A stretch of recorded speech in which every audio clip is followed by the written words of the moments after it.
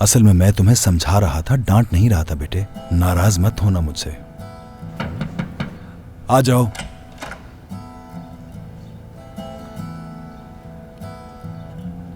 Coffee लाई हूं आपके लिए मैं। आ जाओ, यहां रख दो सबा।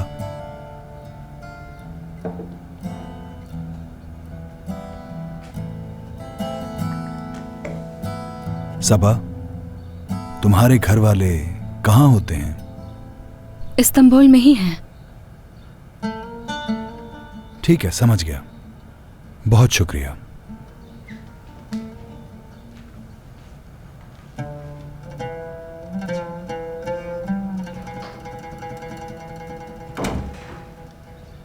अगर इसके घर वाले इस्तांबुल में हैं, तो फिर ये अपने घर क्यों नहीं जाती?